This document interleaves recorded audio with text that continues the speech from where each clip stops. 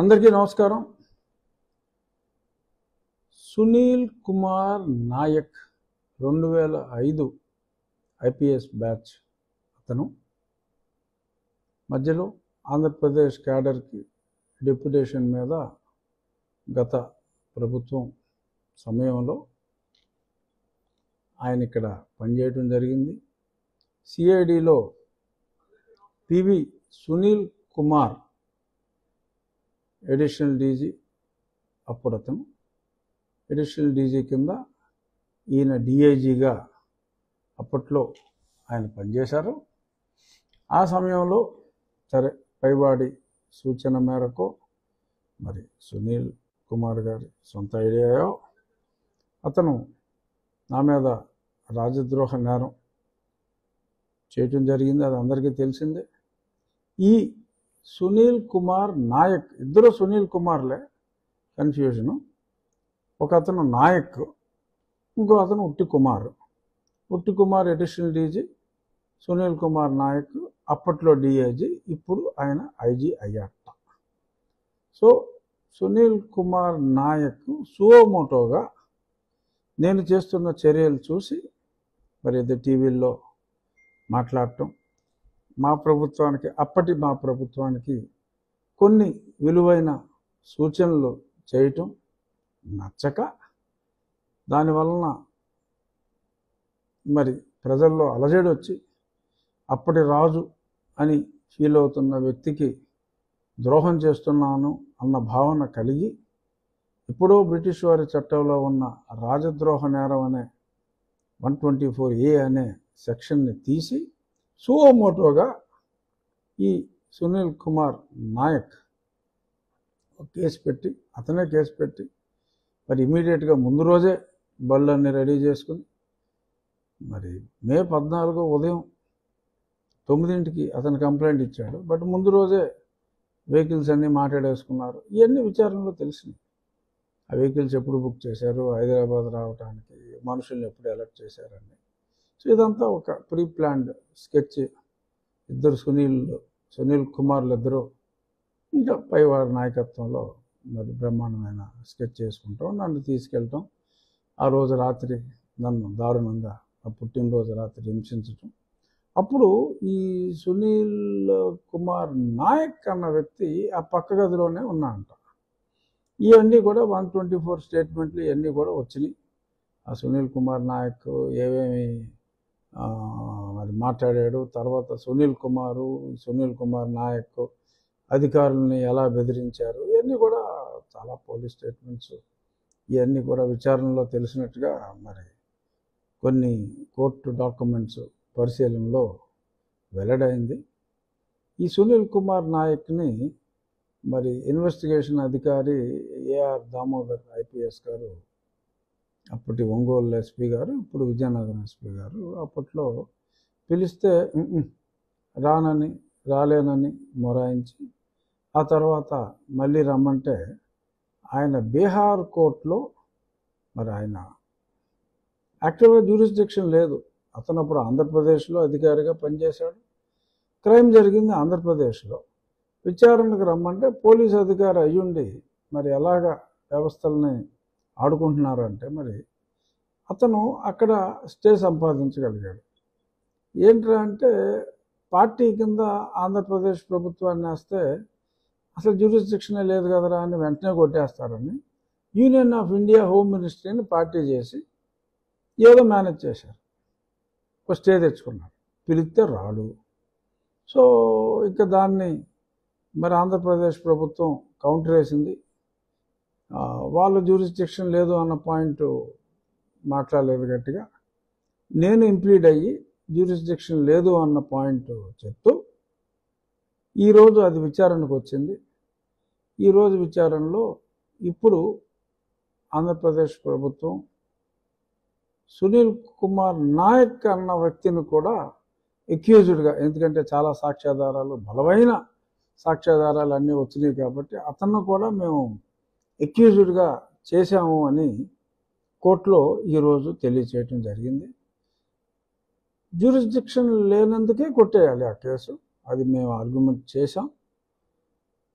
దానికి తోడు ఇప్పుడు ఎప్పుడైతే ఎక్యూజ్డ్ అన్నారో ఇంకా అసలు డిస్కషనే లేదు, ఆపడానికి కూడా లేదు విచారణ. సో కాబట్టి ఎక్యూజ్డ్ని మీరు ఇప్పుడు చెప్పిన దానికి సంబంధిత లోకల్ కోర్టులో వేసిన మెమో అన్నీ కూడా ఫైల్ చేయండి అని డిసెంబర్ 5వ తారీఖుకి తదుపరి విచారణని వాయిదా వేయటం జరిగింది. Arguments more or less over. ఖచ్చితంగా మా సీనియర్ న్యాయవాది నాకు చెప్పిన దాని ప్రకారం డిసెంబర్ 5న ఆల్రెడీ అక్యూజ్డ్ కాబట్టి dismissed as withdrawn, he has to withdraw or otherwise there is no jurisdiction కాబట్టి మరి అతను ఇక్కడికి రావాల్సి వస్తుంది.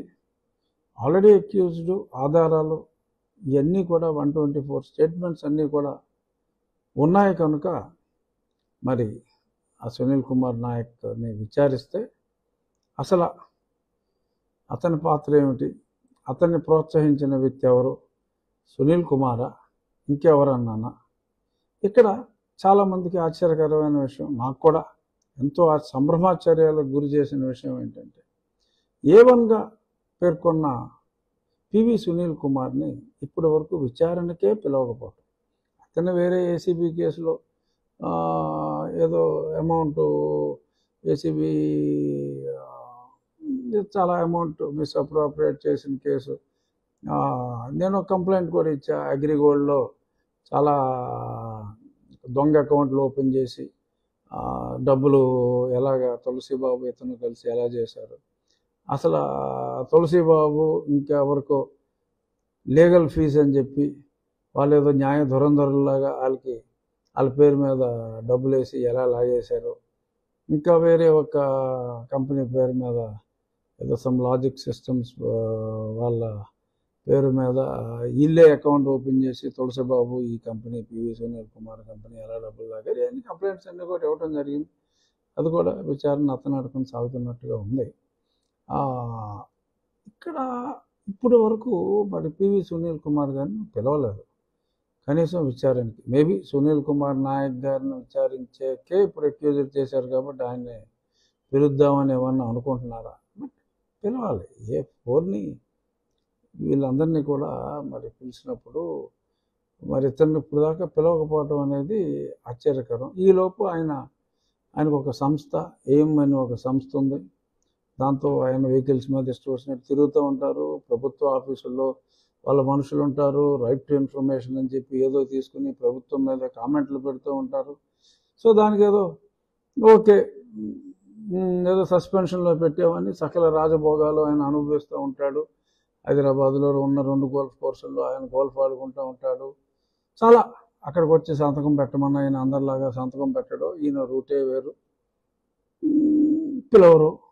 నా వెనకాల చాలామంది ఉన్నారంటారు. పొలిటికల్ పార్టీలకు కూడా ఆయన ప్రలోభ పెడతా ఉంటాడు. నా వెనకాల ఉన్న సైన్యం జగన్మోహన్ రెడ్డికి కాకుండా బహుశా మీ ప్రభుత్వానికి సపోర్ట్ చేస్తున్నామని మా ప్రభుత్వంలో ఎవరికైనా ఆయన చెప్తున్నాడేమో అన్న డౌట్లు కూడా మరి చాలామంది ప్రజలు మాట్లాడుకుంటున్నారు. అది నిజమో కాదో పాలకులకు తెలియాలి, ప్రజలకు తెలుసుకోవాలి. మరి ఏమిటో కారణం ఏమైనా కానీ ఇప్పటి వరకు పివి సునీల్ కుమార్ని పిలవలేదు. మరి ఇప్పుడు పిలుస్తారు అని నేను ఆశిస్తున్నా. ఆ మధ్యన ఒక పత్రికలో కూడా రాశారు, నత్తలు నవ్వుతున్నాయి అని. ఏమిటి ఈ కేసులో ఉన్న వేగం చూసి? ఎందుకు వేగంగా మిగిలిన వారి విషయంలో వెళ్ళింది, సునీల్ నాయక్ మీద కూడా అక్కడ కేసు వేశారు, ఏదన్నా జరుగుతుంది. But why did they not call PV Sunil Kumar till date yet? Who is preventing? ఏమిటి అతని బలం? ఎందుకు అతను చూసి భయపడుతున్నారా? ఎందుకని పిలవట్లేదు ఏమో అర్థం కావట్లా. చూద్దాం. డెఫినెట్గా ఇప్పుడు ఎన్నాళ్ళు నత్తనడక సాగినా ఇప్పుడు వేగవంతం అయ్యే అవకాశాలు ఉన్నాయి. ఖచ్చితంగా సునీల్ కుమార్ నాయక్ని పిలుస్తారని అనుకుంటున్నా. మరి పిలిచిన తర్వాత ప్లీజ్ చెప్పమ్మా అంటే చెప్పడం, మరి రాబట్టవలసిన విధంగా జరిగింది. రాబట్టి ఏమవుతుందంటే నేను ఓకే ఎమ్మెల్యేగా ఉన్నా, ఎంపీగా ఉన్నప్పుడే చెత్తకొట్టేశారు, అది వేరే విషయం. ఇప్పుడు ఎమ్మెల్యేగా ఉన్నా, డిప్యూటీ స్పీకర్ పదవిలో ఉన్నా. డిప్యూటీ స్పీకర్ని కొట్టిన కేసులోనే ఇలా ఉంటే మరి కామన్ మ్యాన్ సంగతి ఏంటి అనే కామెంట్స్ రావటం సహజం. మాట్లాడుకుంటున్నారు కూడా ప్రజలు. సో కాబట్టి ప్రభుత్వం అద్భుతంగా పనిచేస్తుంది. బట్ ఇటువంటి విషయాల్లో అలసత్వం ఉంటే అది సమంజసం కూడా కాదు కనుక మరి తప్పకుండా ఈ కేసు వేగవంతంగా విచారిస్తారని, అతని మీద ఉన్న ఏసీబీ కేసులు కూడా సీరియస్గా పట్టించుకుంటారని, ఏమో మార్కెట్లో మాట్లాడుకుంటున్నారు, క్లీన్ చిట్ ఇచ్చేస్తారు, అతని సైన్యాన్ని బల ప్రదర్శన, రాబర్ట్ క్లైవ్ తిప్పిన సైన్యాన్ని చుట్టూ తిప్పి సురాజ్ ఉద్దౌలాన్ని ఎలా భయపెట్టాడో ఆ రోజుల్లో బెంగాల్లో, మరి అలాగా మరి ఈయన ఉన్న 10 మందినే పెద్ద సైన్యంలాగా చూపెట్టి భయపెట్టేస్తున్నాడా ఏమో తెలియదు ఈ అభినవ్ రాబర్ట్ క్లైవ్. చూద్దాం ఏమవుతుందో. ఈరోజు జరిగింది ఇది, డిసెంబర్ 5న ఏమవుతుందో ఆ రోజు మళ్ళీ ఈ కేసుకు సంబంధించి మళ్ళీ మీ ముందుకు వస్తాను. తప్పకుండా వేగవంతం అవుతుంది. ఎందుకంటే అంత దారుణంగా ఎంపీని తీసుకెళ్ళి కొట్టేసి పచ్చబద్దాలు ఆడేసి అసలు మేమేమీ తెలియదు రామచంద్ర, అసలు మేమేమీ చేయలేదని మాట్లాడటం. మరి నేను కూడా దీన్ని ప్రూవ్ చేసుకోలేకపోతే ఇంకా కస్టోడియల్ టార్చర్ అనుభవించిన ఎవరో కూడా ఏమీ మాట్లాడలేని పరిస్థితి ఉంటుంది. కాబట్టి ఇది సమంజసం కాదు. కాబట్టి నేను కొంచెం ఓపెన్గా మాట్లాడవలసి వస్తుంది. న్యాయ పోరాటం నేను ఖచ్చితంగా చేస్తాను. అందుకే పాట్నా హైకోర్టుకు కూడా వెళ్ళాను. తప్పకుండా పాట్నా హైకోర్టులో సునీల్ కుమార్ నాయక్ పిటిషన్ని కొట్టివేయటం జరుగుతుంది. ఆ తర్వాత ఖచ్చితంగా నాకు న్యాయం జరుగుతుంది. పోలీస్ శాఖ అప్రమత్తతో వ్యవహరిస్తారు.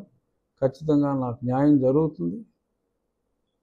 వీళ్ళు ఊపే ఉడతోపులకి ఇక్కడెవరో భయపడరు అని ఖచ్చితంగా ప్రూవ్ అవుతుంది. చూద్దాం. Thank you.